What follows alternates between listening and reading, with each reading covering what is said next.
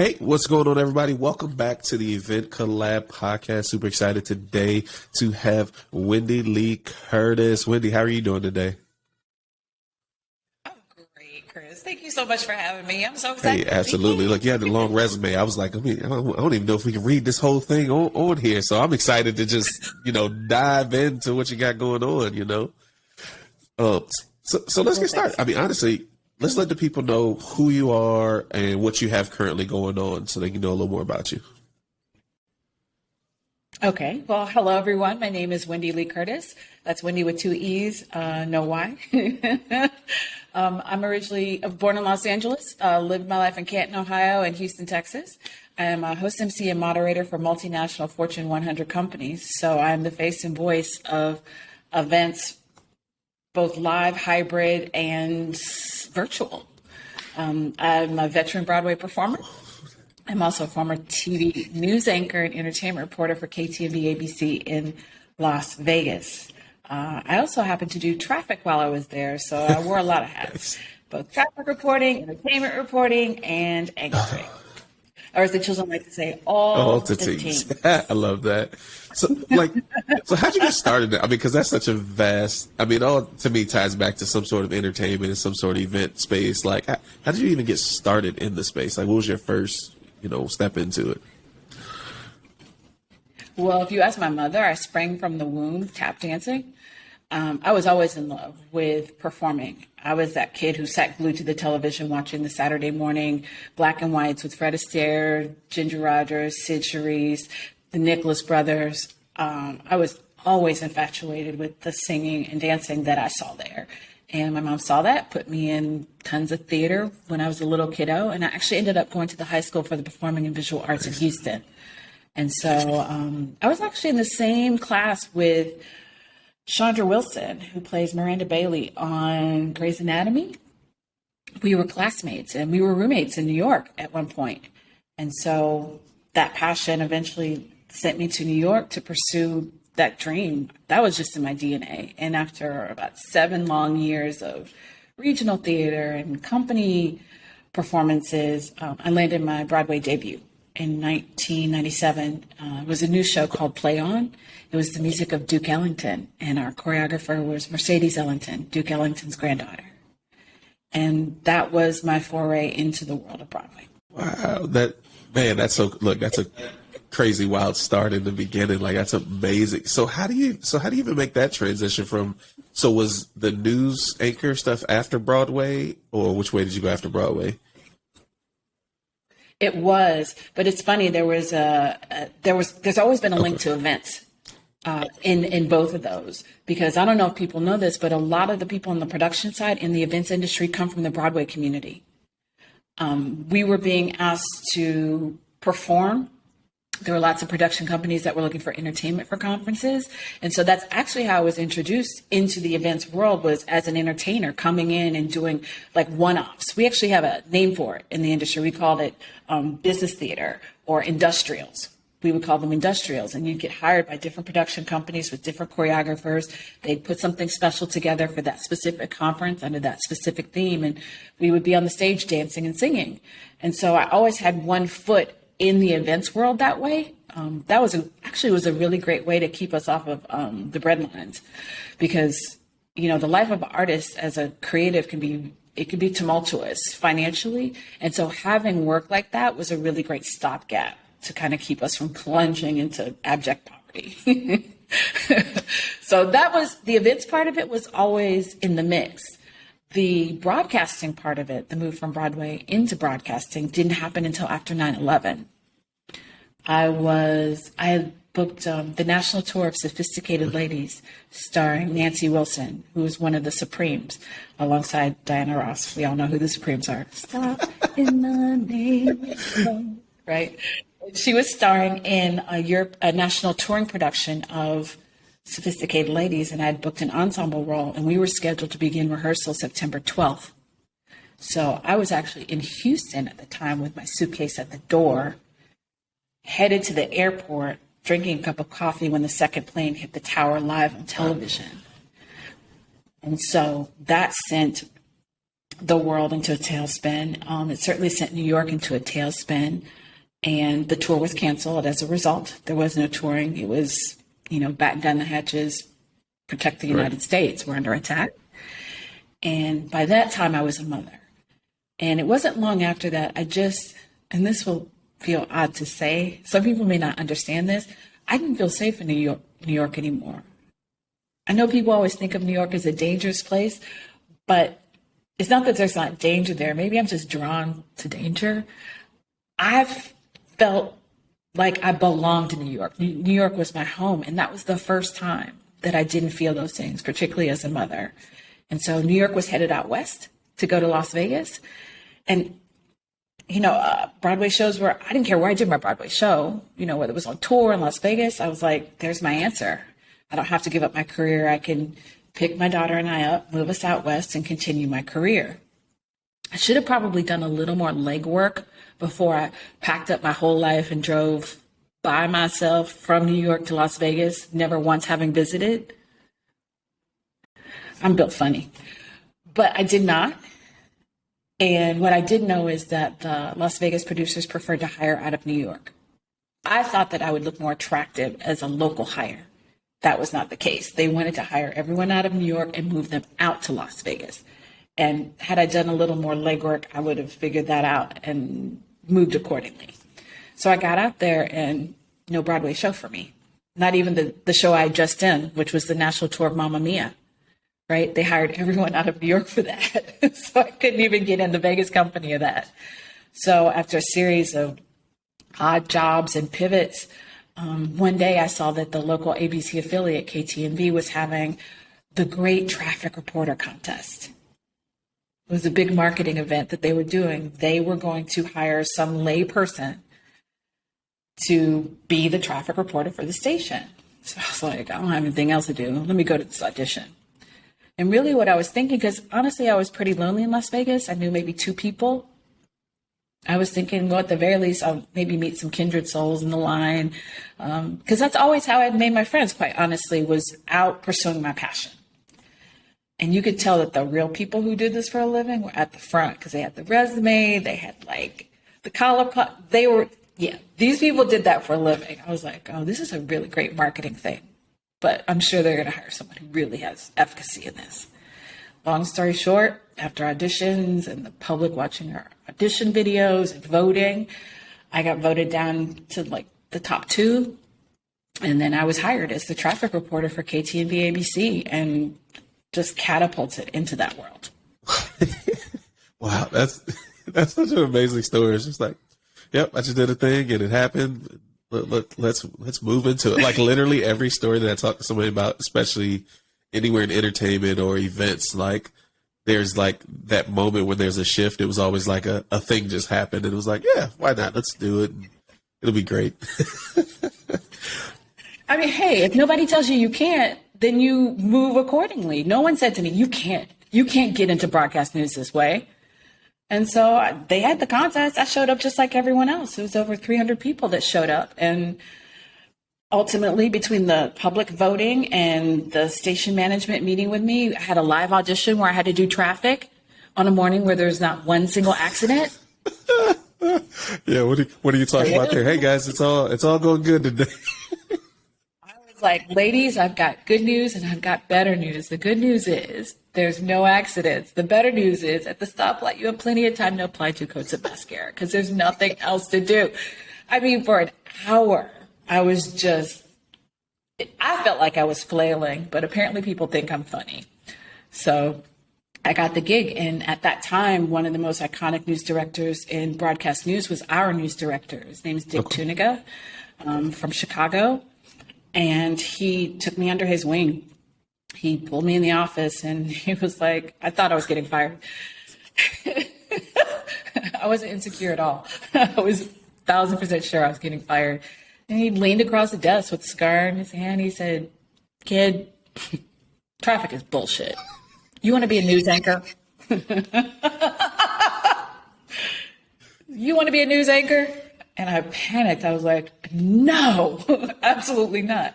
I said, but you guys don't have an entertainment reporter. I would love to do that. He goes, done. Go up to HR. You're our new entertainment reporter. That's my hand. Oh my gosh. That's exactly how it happened. And I went up to HR, filled out the paperwork, and the next day I was on the entertainment beat. And I just had to bless all the photogs. There are too many names to list. You know who you are. You know I love you. I know you carried me until I could walk. But bless the photographers, because they knew what I should be doing in the field. And if I didn't ask the right question, they would throw the question out there from behind the camera, because I was learning on my feet. I was learning in real time. But that then moved, I want to say, I was promoted from traffic reporter to news anchor in 9 months. So I went traffic reporter. A few months later, I was an entertainment reporter. And a few months after that, it was, hey, we don't have an anchor for the weekend morning news. We're going to need you to anchor the weekend morning news.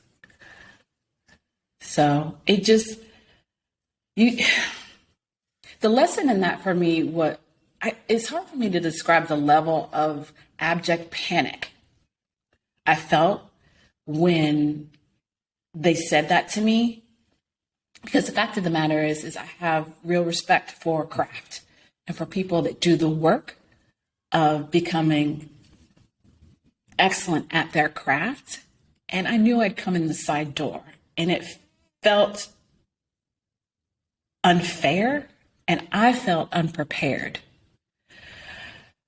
So what I did is I borrowed the confidence of everybody around me, because they all seemed really, really sure that I could do it. And so that was actually a really powerful lesson for me about how to move into challenges when you don't feel you have what it takes in that moment. Everyone around me was sure I could do it. And I said, well, they've been doing this a long time, so they must know something I don't do. No. So, all right, let's go, y'all. Let's go. It's, live television, live theater. I'll make it work. We just gonna make it do what it do. So that was me. I was then anchoring weekend morning news while I was doing traffic during the week and entertainment stories. Oh my gosh. There's so much to even unpack in that. Again, because now I'm looking now, it's like your whole resume is making sense to me now, right? Like, so in that, during that period, are you just doing new stuff, or are you still kind of dabbling in any of the live event or the Broadway stuff, or you're just... No. So the way it works in the news industry is once you're on camera, you belong to them. Your image, anytime you show up, it is in service to the station.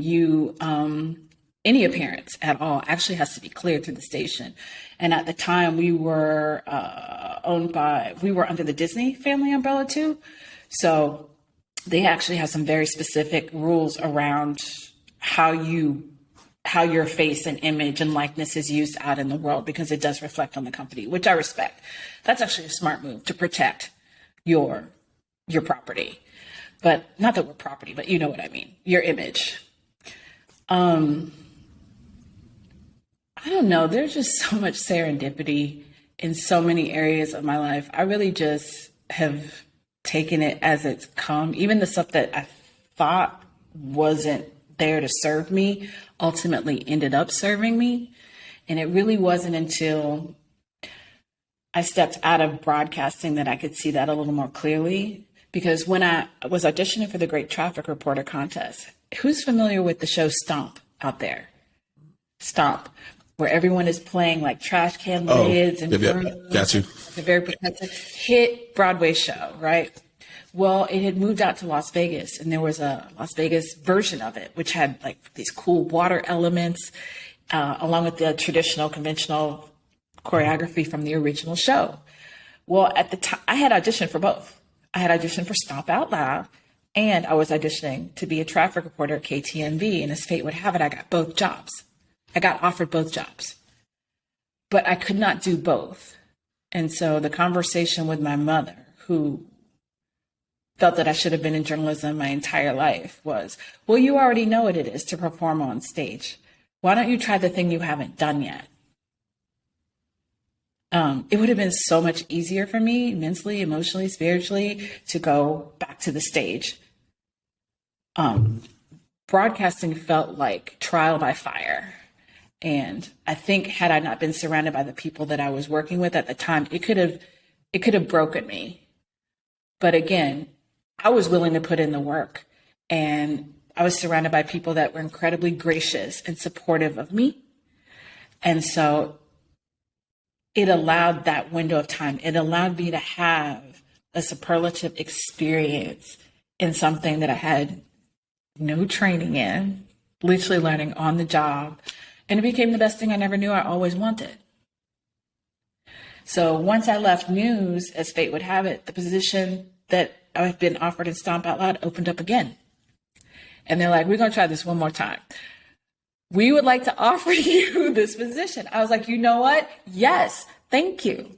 And so I ended up doing Stomp Out Loud. And that's when I was able to participate in live events one more time, because the constraints of that job didn't preclude me from doing that work again. That's so good. So oh man, so much in there. Yeah.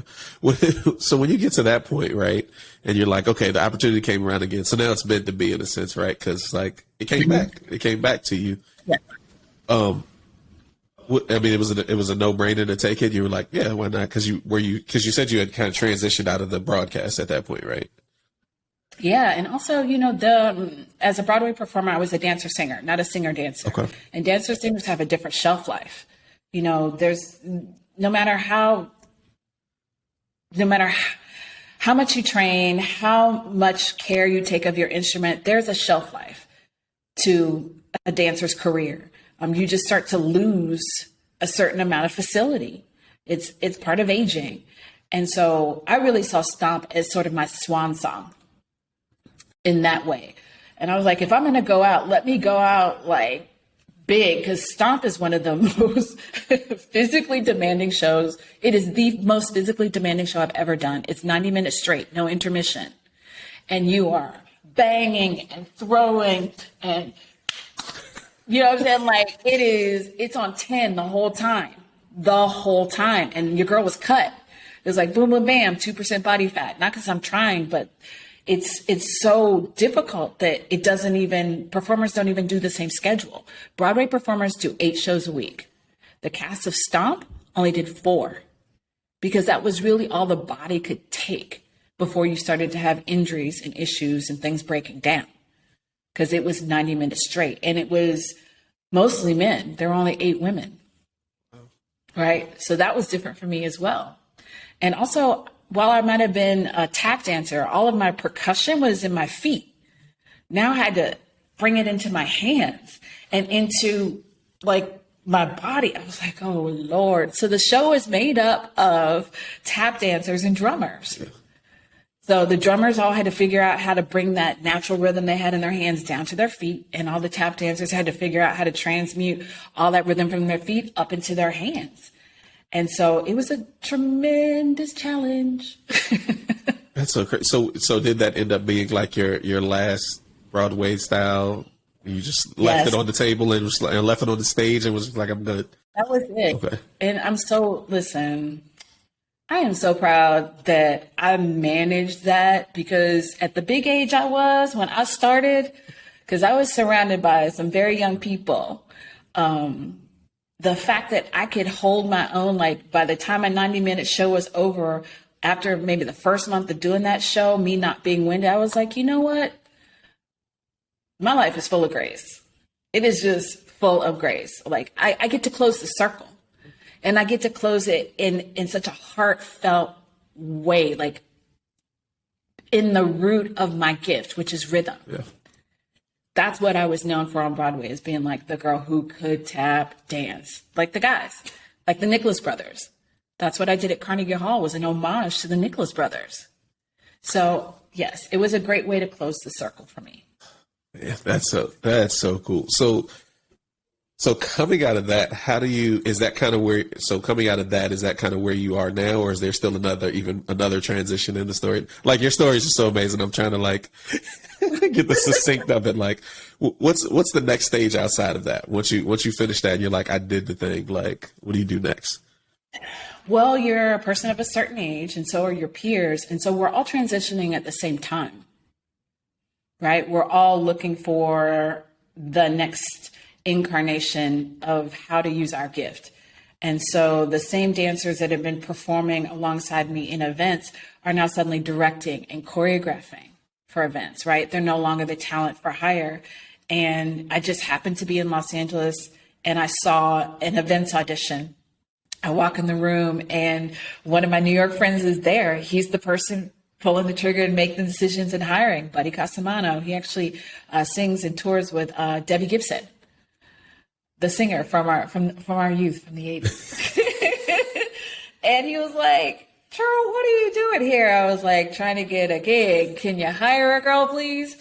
And it literally, it was such perfect timing because I was no longer performing on stage. Now the ask was speaking, right? It was animated. So a lot of the conferences that I was doing initially were pharma, and a lot of them were new drug releases, and some of the ways that they sort of make sure that the salespeople, when they leave, like really have taken in everything that goes on, is they do some sort of gamification. They'll do some sort of game show or something like that. So my theatrical background, suddenly it's a mic in my hand and I'm the game show host, right? So they want energy, they want engagement, they want someone who can command the stage.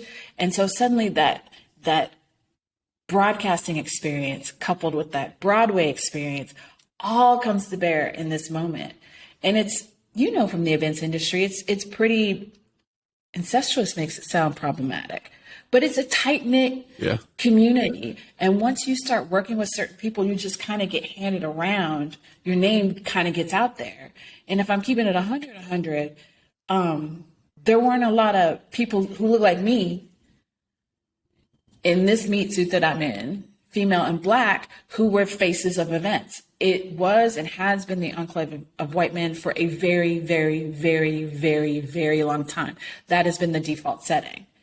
But somehow, because again, my Broadway community was integral to this aspect of the events industry, I was able to make a foray in, and they're like, oh, wow, she's really good at this.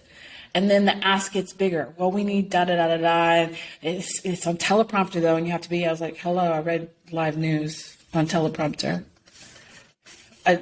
Breaking news is no teleprompter. It's literally someone talking in your ear, giving you the facts of it, you having to take that in and then articulate it in your own words in real time. So that broadcasting work had really fine-tuned that muscle for me.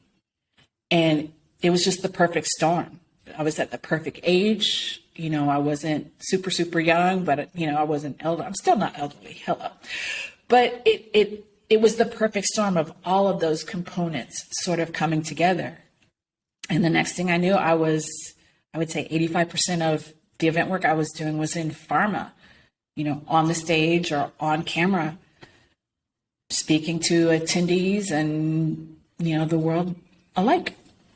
Yeah, that's so cool to hear your story from that perspective, right? Because so for me, right, I'm on the technical production side. So when I meet you, I'm handing you a microphone or we're recording you, and so we don't ever really get to like dive in with like, so we would obviously call you talent, right? You're the talent, we're the tech, and like we don't really get to talk those details. And so it's so cool to like, because I've never would have known like the backstory that got you to that point, and that's so crazy. And so now, right, like I said, when I'm reading your resume, you're like host for kind of just all these different events and these different groups. And were you doing a bunch of any virtual stuff before kind of 2020 thing happened, or is everything live for you and then it just...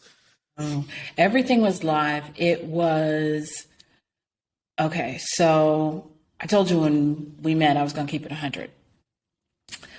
Initially, when I started doing that work, if I was on the main stage, I always had a white male co-host. It was always a female, male partnering.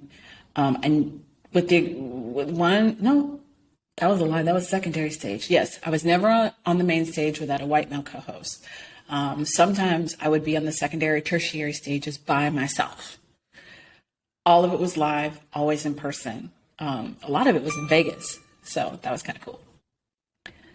It really wasn't until, let me back up. I loved doing that work. I love doing that work. But it became really clear to me that I would starve trying to make that the central work that I did. Because again, women in particular, and certainly not Black women, were not being hired at these high rates to do these large scale events. It was the default setting for white men. And so you might get a little something here and there, but nobody can survive on that. So I took it as it came and just looked at it as gravy, just a fun thing I get to do on the side. It really wasn't until the pandemic hit. My daughter was in her senior year at Cornell. They sent all the kids home. She had to finish school virtually, and we were on lockdown. And suddenly the business that I had started, which was an outdoor events business for small business owners, we couldn't do it. And I'm panicking. Not only do I have to figure out how to take care of me, now my kid's back at home too. So my expenses have doubled.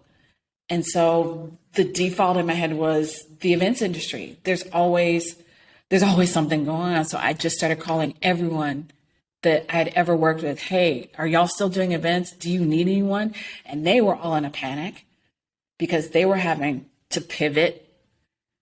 And they were like, oh yes, we want to work with someone we know that can do it like hell or high water on the fly. Everything can fall down. She's still going to keep going. That's my theater training. That's my broadcasting experience. I've only ever worked in live mediums, right? I can do recorded, but live is much harder. You can't take it back. And so coupled with that was the events surrounding the death of George Floyd. And suddenly it was, as we say in Southern vernacular, come to Jesus moment for corporate America. They were called to answer for doing or not doing, showing up or not showing up. And they took stances, they made proclamations. And what that translated into is people who look like me, who had been on the margins, were suddenly being moved to the center. Opportunities that we hadn't been offered were being offered to us. 2-week-long projects, not 1 day or 1 day or 2 days, but hey, we need you for 2 weeks. We need you for a series of summits. And so suddenly there's also, even though people have worked with me, they've never seen me hold the stage in this way virtually. And so they're like, oh, like you can do, you know what I mean? And things, this is what people don't know about what it is that we do. Things, you know this because you're tech. And you know what, real talk, there is no show without you. Just so we're clear, the talent can fall off the stage. The first thing I do when I'm working the event is find out who my tech people are, because that's who will save you. Like that's who's got it on lock. There is no show without you. The show can go on without us. The show cannot go on without you. So let's just get that crystal clear. I appreciate the love. I appreciate it. That's keeping it 100. And working in theater, we learn that as well. I'm used to working collaboratively, but it's been an interesting experience to watch people understand something I always knew. I was like, that was a limitation that you decided I had. I'm up for whatever. I've had the script change as I was saying the words and nobody knew it. Because that's the nature of it. They're not supposed to see the seams. They're not supposed to see us sweat. It's supposed to be seamless and it's supposed to be cohesive and it's supposed to be engaging. And that period of time, that window of time has really moved my career and the offerings that I'm getting to an entirely different level. And not just for me. There are people like Eva Saha, who is South Asian, who is also out there. Another amazing female MC moderator, interviewer, who is also like now moving from the fringes to center stage where she should have been all along. And it's beyond this idea of tokenism, right? Like optically, you could say, okay, well, we picked this person, so optically we've checked the box. Here's what happens when companies have made choices like this by hiring me or hiring someone like Eva is our lived experience is so deeply different from everyone that we're in conversation with on screen. Because for the most part, we're on screen with the CEO, C-suite, blah, blah, blah. I will never forget, I was doing a conference for a pharmaceutical company, and they were talking about healthcare disparities within the Black community. And they had put together a panel of people from within the company who were African American to talk about this topic through the lens also of the company, right? Not just people off the street. My presence, this face, sent a signal to them that it was safe to keep it 100. I shared during the live event that Black people, when we go to the doctor, we dress up. Everybody was like, what? I was like, yeah. I said, that's a huge generalization. But for the most part, when Black folks go to the doctor, we dress well. They're like, why? It's like, because we want to be seen as upstanding. We want to be seen as worthy of care, time, and attention. Because I'd been given the mic, right. I was able to say that. And then the panel was able to take that information as a clear signal that this is safe. It is safe to say what it is that you really think, to not speak in corporate speak. Because what's the ROI of having these events if people aren't really saying what's in their hearts and on their minds? Like, that's how it translates into dollars. You have to know what's really going on BTS in order to transmute and translate all of this conferencing and summiting into actionable things that then affect the bottom line. The CEO actually canceled the panel afterwards because the conversation became so engrossing that no one wanted to. That's what I heard in my ear. I was supposed to announce they're like, Wendee, we're gonna continue the discussion. Tell everyone we're taking a 5 and we're coming right back to this. That's the power. That's the power of being intentional and bringing people with different lived experiences to the front of the mic. Oh man, that's so deep. I didn't even expect this to go that way, but that's you sharing that experience and that story. I feel like it's definitely something that needs to be heard and said. And so I appreciate you like sharing that here and that. And how does that play into what you do now and like the events that you do now? Do you still, since you've kind of like you're out there now and people are seeing you with, I don't know, for lack of better terms, that new sense of freedom, right? Mm-hmm. Like, is it helping you get seen more? Are you able to do more and just be you? Because people are like, oh, I saw you like be that way over there. Come here. We need you to host this and we need you to do that. Like, is it excelling for you? Like, I think it's moving in that direction, but change is slow. You know, there are just some default settings we have in the events industry. The industry as a whole is not terribly diverse. And so while there are steps being made and there's certainly conversations happening around it, it could go faster, but there's a lot that's grandfathered into the process of doing events and how things are decided. I see people deciding that Bob from accounting should MC, and that drives me insane. We're going to spend $50,000 on this keynote, and Bob from accounting and Hannah from marketing are going to MC this panel. I'm like, okay, no shade to Bob or Hannah. I'm sure they're like chef's kiss at marketing and chef's kiss at accounting. But if this is not your gift, why would you spend money, energy, effort, and resources to put a conference or summit together and not have everyone working in their gift in that moment? You think the ROI is there, but you don't know because all I see are missed opportunities. There are summits and events that I've gone to where everyone that was placed in front of that camera had mastery. And it was evident, and I could not take my eyes off the screen. that's to me where the math don't be mathing.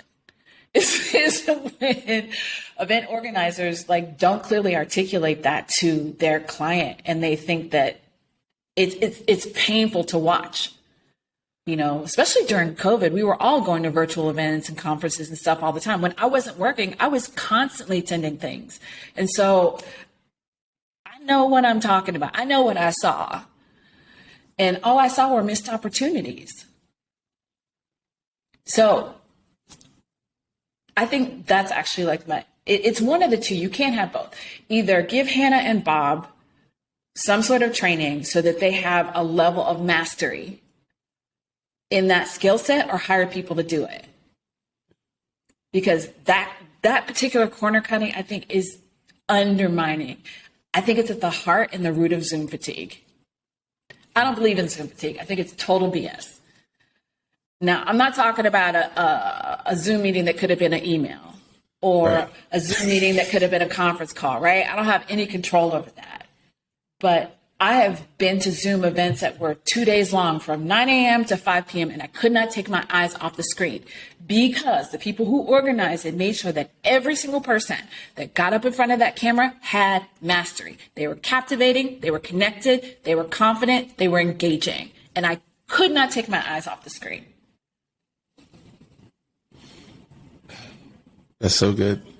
So, and let me ask you this, because I know one of the things when I was kind of looking over what you have going on the Zoom is one of the things that you promote. And tell me a little more about that, because is that a train? Who's the audience for that? Is that what we were just talking about now, telling the company, hey, you need to train, if you're going to bring people that are not trained, train them? Or is this training people to do how you do it personally and follow kind of your career path in a sense? So I think we all have our zone of genius, and my zone of genius is being able to connect to people quickly, confidently. I have a really great friend. Her name is Meredith Feynman, and she wrote this amazing book called Brag Better. And one of the things she talks about in her book, Brag Better, is the qualified quiet. And these are people that have mastery in their zone of genius. But what they don't have is the skill set to be able to articulate that consistently, loudly, connectedly. I'm here to serve the qualified quiet. There are plenty of people that feel completely overwhelmed at the idea or the aspect of speaking virtually. Now, this is different from media training, right? Because media training is you have someone like me in my former career as a reporter interviewing you, understanding how to speak in sound bites, understanding how to close the circle when you're being interviewed so that the most poignant information makes it, into the story. That is not what I'm talking about. I'm talking about something that we're all now doing, something that's now a default setting. And somewhere or another, we are all communicating virtually. And if it feels like you're pulling the train up the hill with your teeth every time you have to engage with people virtually and speak, then you should be getting help with that. I don't understand companies, people that don't know that it's not going away. If it's not COVID, it's monkeypox. If it's not monkeypox, it's who knows. You know what I'm saying? Like, I'm not trying to speak it into existence. I'm just telling you what I see. And virtual is not going anywhere. So having a level of mastery and confidence and ease. And no, I don't want people to be me. I'm not trying to make other me's. How boring is that? It's like going to, I don't know, like a salad bar and only eating iceberg lettuce. That's ridiculous. Everyone has their own flavor. What I'm suggesting and what I'm encouraging people to understand is I want you to show up authentically.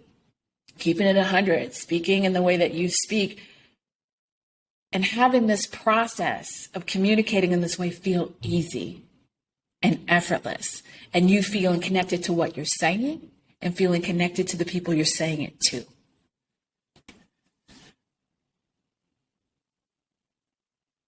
Like, that's me, I'm tripping. I just want you to know that if there were more yous, I mean, you've had me captivated this whole conversation, so I don't think that would be boring. I think it would be a rather interesting conversation and things that so I just want you to know that it wouldn't be boring. Oh man, that's so. What keeps you excited about the events industry? Like that even keeps you coming back because, like I said, from the beginning, it kind of felt like you fell into it, but something like kept pulling you. Like, so what keeps you most excited? Because it's never the same. That is, I love that. I'm not built for that. It's never the same. And the fact of the matter is I get to meet some of the most fascinating people. I like people, even the terrible ones. They fascinate me. I'm fascinated by the work that it couldn't be more different from the world that I come from. And you have to remember, I'm sort of like hardwired for the change. Because when you do theater, unless you get in a long-running show, like back in the day where it was Cats or Les Mis, you were constantly changing shows and jobs, and the ask of you was different every 6 to 8 weeks. You know, my Facebook page and my connection network is huge because over the course of a career, I'm in community and collaborating with 20 to 40 different people every, 3 months. Creating something new. So you're bringing your gift with you and then being asked to translate that gift through different music, movement, and acting every 2 to 3 months. It keeps you nimble. It keeps you hardwired for that sort of change and that level of engagement. And that's what I love about events. It's never the same. The ask is never the same. I think one of my favorite things is the director deciding in the middle of the show that they've changed their mind, that they want that shot to be different. I'm a weirdo. I'm 100% a weirdo. Like, I get that is not everybody's thing, but I'm like, oh, okay, what do you want to do? Okay, here's a note card. Here's the bullet points. Here's a microphone. We're going to have you walk and talk from here to there. I was like, is someone going to be in my ear counting me down just so I don't keep like that? Every hair on my arm is standing up right now. I'm strange. But it feels like an adventure to me. It's an adventure, and I always walk away with something. Even though I'm there doing all the talking, I learn so much from doing this work. Man, that's so good. Oh man, I could probably talk to you for hours. We got to do like a part 2, part 3, part 4. There's so much in there that I was like, I want to unpack that, but I'm like, So this is the part of the podcast where we jump into what we call our we say rapid fire fun questions, but never is it rapid fire because they end up being deep questions. But we'll start with a couple easy ones. Okay. First one is coffee or tea? Coffee. Got it. Favorite mobile phone app? Twitter. Ooh, that's a good one. Ooh, I like it. Okay. What is one question that you wish people would ask you, or I didn't know enough about you to ask while we were talking? Oh my gosh.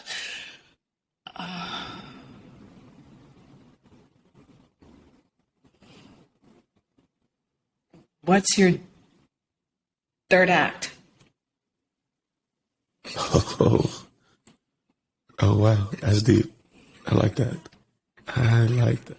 Now I gotta ask, what is your third act? Now I gotta ask, are you still working on it? I went to host a global adventure show where I traversed the globe doing adventurous, crazy stuff and being in community with people who have lives that are deeply disparate from my own. Global travel is a personal passion of mine. Been to 31 countries so far, but I love global travel, and I always try to insert something sort of adventurous into it while I'm there. I mean, that would just be amazing, right? To just get paid to do. I mean, you probably would get paid to do a bunch of it anyway, but because you paid just for the exact experience, right? Yeah, you never see people in that space that look like us, but we crave adventure too. Especially as empty nesters, like we're wilding out. You're like, need something to do, right? I get you. Oh gosh, what is your favorite blog or podcast or book that you're like you read or listen to right now? Book. I love Hello 7. Hello 7 is one of my favorite podcasts. It's helmed by Rachel Rogers, who wrote the book We Should All Be Millionaires. Little seven, I had to check that out. So since you are the world traveler that you are, what is your favorite city to work in? Chicago. Really? Out of all the, you came back to Chicago. That's so interesting. Chicago. I like it. Where do you see the event industry in the next 3 years?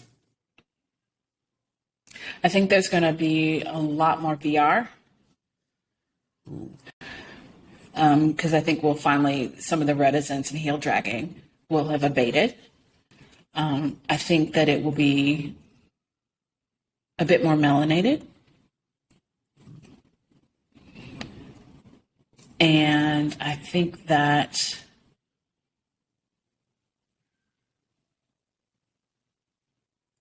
we won't be afraid to have the hard conversations. We've been eating around the edges of it, sort of gearing up for it. But yeah. I think that the come to Jesus moment for the event industry it's here. It's coming. Yeah. I think everyone thought it had come already, but no, there's still some smoke. Yeah. And where there's smoke, there's fire. Oh, I love that. Yeah, that's good. That's good. What is the best piece of advice that you were ever given? Best piece of advice. Never give up. Never give up. I love that. And last but certainly not the least, what does collaboration mean to you? It means bringing our best, highest, and most fearless gifts together in service to the community, whatever community we're in. Every ounce of our DNA. I love that. That's so succinct. I love it. First of all, I just need to thank you for coming on. Like, this was such an amazing conversation.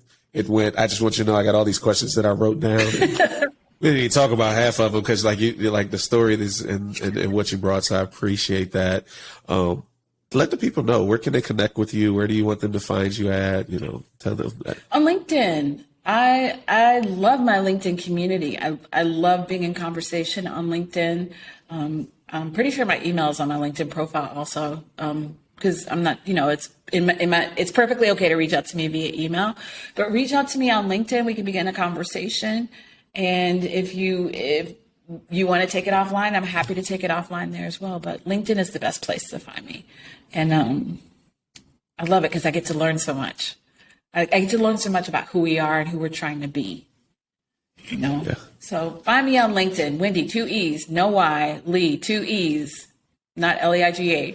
It's Wendee Lee Curtis. Hit me up on LinkedIn. I'll absolutely accept your request. Perfect. And we'll have those down in the show notes, down in the description, so you guys can connect. Again, Wendee, thank you so much for your time today. It's been amazing. Thank you so much, Chris. You're a real one. Thank you. Thank you for having me. Honest, it's been my honor. Hey, and we'll catch you guys on the next episode of the Event Collab podcast.